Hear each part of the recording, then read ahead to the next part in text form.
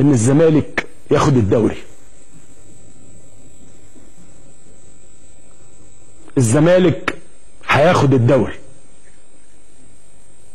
انا بقول لحضراتكم انه لسه في امل ان الزمالك ياخد دوري. قول لي ازاي؟ قول لي ازاي؟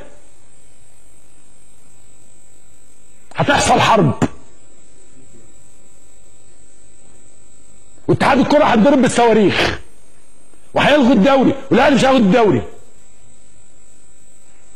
الف مبروك للنادي الاهلي، ناس محترمه، اداره جيده من ايام عبد العزيز عبد الشافي للمدرب الثاني اللي جه بعديه يقول، ناس بتحب النادي بتاعها، ناس منظمه، ناس مرتبه، ناس بتفهم في الكوره، ناس مش يوم ويوم لا، ناس مش رجل ورا ورجل قدام، ناس مقتنعه، ناس مستقره، ناس كانت بتلعب باتنين لعيبه بره الملعب بنص الفريق، عبد الله السعيد وحسام غالي، الاثنين دول كانوا بره الفرقه، نص الفرقه كانت بره، والاهلي كان بيلعب وبيكسب.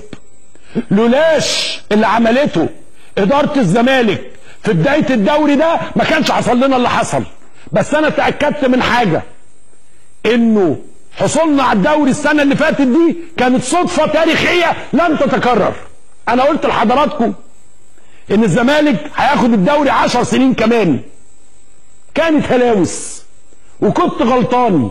احنا مش هنشوف الدوري ده تاني. يعني اللي حصل السنه اللي فاتت كان استثناء تاريخيا، ولن ناخذ دوريا تاني.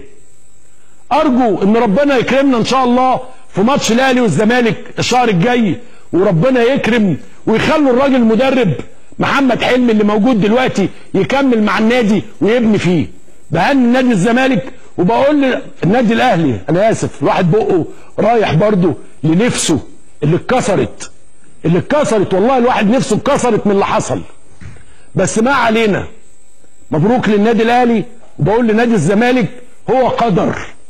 في ناس قدرها، في ناس ليها حظ وناس ليها ترتر، في ناس ليها المركز الاول وفي ناس ليها المركز الثاني، في ناس ليها الدرع وفي ناس ليها الحله، في ناس ليها الدرع وناس ليها